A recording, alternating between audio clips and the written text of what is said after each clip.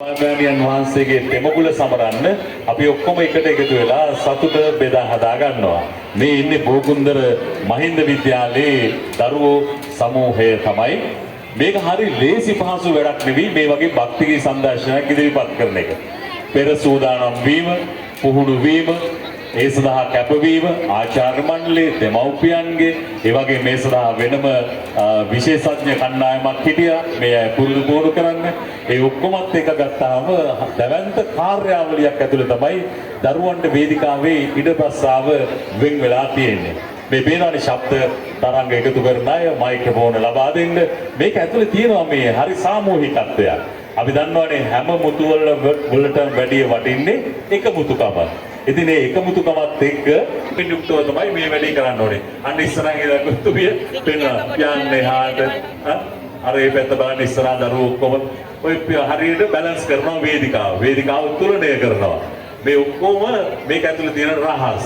ඉතින් මේ සාමූහිකත්වයත් එක්ක එකමුතුකමත් එක්ක දරුවෝ ඉන්නවා. මං කියන්නේ දැන් මයික්‍රොෆෝන දෙන්නේ 10 20 30 40 කියලා නෙවෙයි. ඒක කලින් පෙර සූදානම් පෙර පුහුණුවීම් වලදී හඳුනාගත්තු විදිහට ඒවා ලබා දෙනවා. හොඳයි. අපි බුද්ධානුභාවයෙන්, ධම්මානුභාවයෙන්, සංඝානුභාවයෙන් කියලා හැමතිස්සෙම ප්‍රාර්ථනා කරනවා. උදේටත් තෙරුවන් නමදිනවා, හැන්දෑවටත් තෙරුවන් නමදිනවා. හැබැයි අපි කොයිතරම් අපේ අධ්‍යාත්මය සුවපත් කරගෙන ඉන්නවද? ඒව ගැන ටිකක් හිතන්න ඕනේ මේ වෙසක් පොහොය ගෙවිලා යන වෙලාවේ. මේ ගීතය රචනා කරේ මහාචාර්ය සුනිල් ආරියරත්නයන්. ගීතය ගායනා කරන්නේ මුල් ගායනය සහ සංගීත නිර්මාණය කරගත්තේ ආචාර්ය නන්දා මාල්නිය. අපි අත්වසනාටකින් පිළිගනිමු බෝකුන්දර මහින්ද විද්‍යාලීය කණ්ඩායම.